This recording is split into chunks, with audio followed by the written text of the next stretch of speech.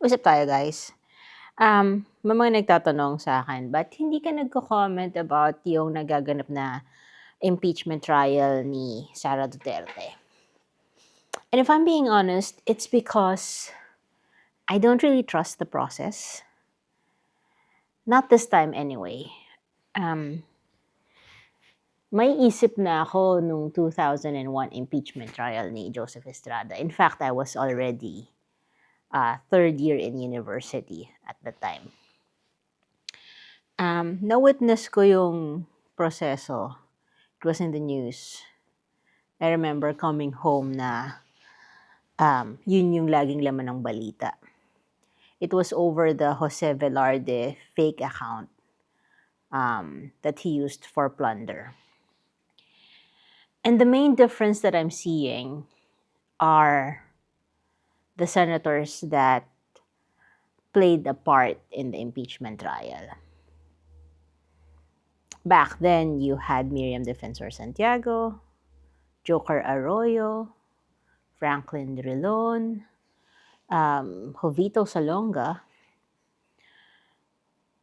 I think it was also Nene Pimentel might have been there. Hindi ko na maalala kung sino yung roster of senators at the time. And iba yung kalibre ng mga senador natin noon. Ibang-iba kina Alan and Pia Cayetano, kina Camille and Mark Villar, ibang-iba kina Chis Escudero. I would even dare say na kahit yung mga senators that I respect, like Kiko Pangilinan, Bam Aquino, Risa Hontiveros, iba pa rin. Iba talaga yung caliber ng mga dating senador.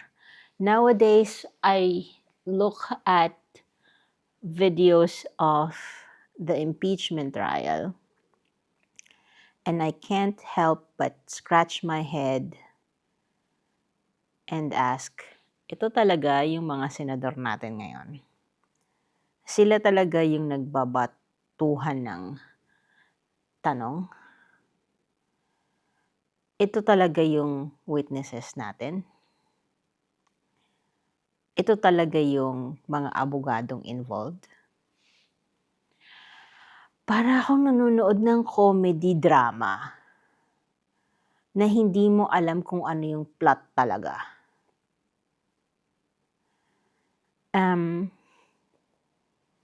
It's not something that I can take seriously, to be honest. I feel like yung mga senador, hindi rin naman nila sineseryoso yung trabaho nila as senator judges. You can tell na merong kinikilingan, that they're not being impartial. You can tell that they're protecting self-interest.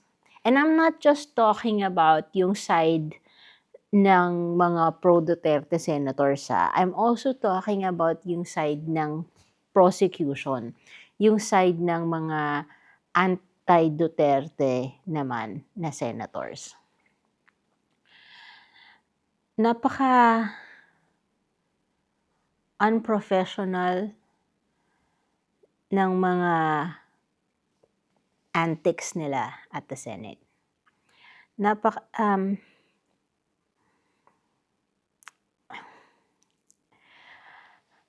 Ang hirap when you've seen how good the former senators were.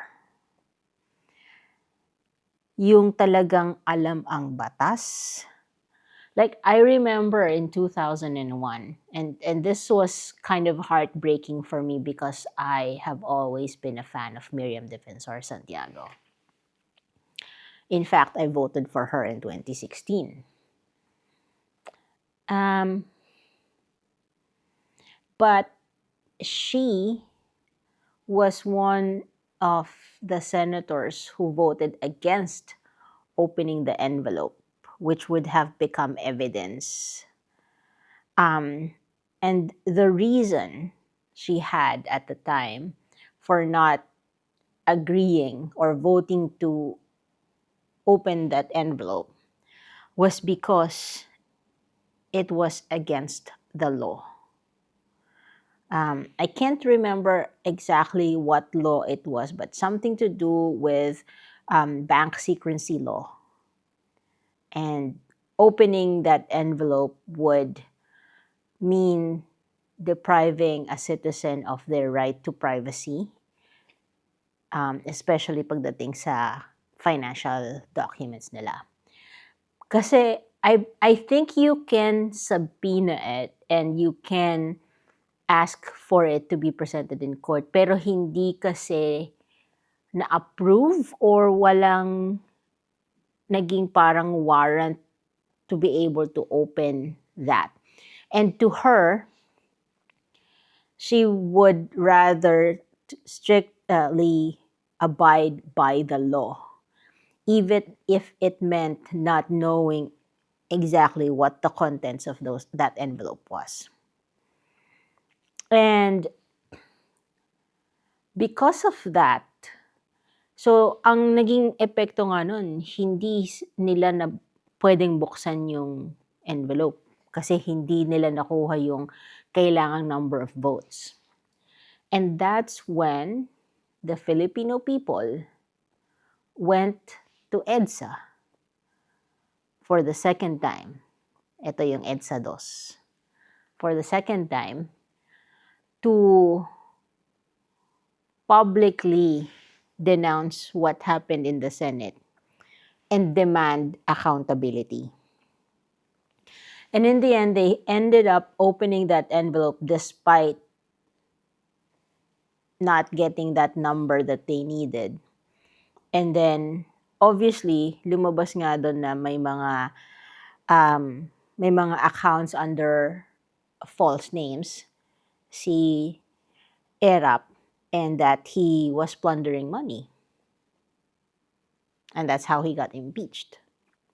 Okay? Now, I don't know if any of the current senators have the balls to do that, to abide by the law. Kasi feeling ko, all of them, regardless of kung aling side sila, okay, all of them are there to serve their own interest. It's not for the Filipino people. They can say as much as they want that they're doing it for the service of the Filipino people, but they are not. Obvious na obvious yung kanilang mga pansariling interest ang nauuna. Obvious na meron silang kinikilingan and that they are trying to sway the outcome of that investigation. And so, ang hirap mag-comment because I can't take that process seriously. Sometimes I miss the times when social media was not present, when you actually had to think for yourself kung ano ba yung nangyayari. When you had to actually analyze the information that's being given to you and then determine for yourself, without the influence of others, what is right and what's wrong. Kaya, hindi ako makakomment kasi hindi ko masikmurang panoorin yung isang malaking kalokohang nagaganap. Until our public servants actually start serving the Filipino people. Paulit-ulit itong ganitong scenario. And we're always going to be at the mercy of these so-called public servants. na habang nagdadrama, nagpapatawa sila sa Senado, hindi nagbabago ang buhay ng mga kababayan natin, lalo na yung mga nasa laylayan. If anything, as the days pass, more and more people are becoming disheartened and disillusioned dito sa mga nangyayari. And sa totoo lang, I feel like ang daming Pilipino ang apathetic. Wala nang pakialam. Because ilang beses na rin naman kasi silang nabigo sa mga layunin nila. Ilang beses na rin naman silang binigo ng sistema. So I can't blame them. Diba? Kayo, sinusubaybayan niyo ba yung nangyayari sa Senado? Nakikita niyo ba kung ano yung sinasabi nila?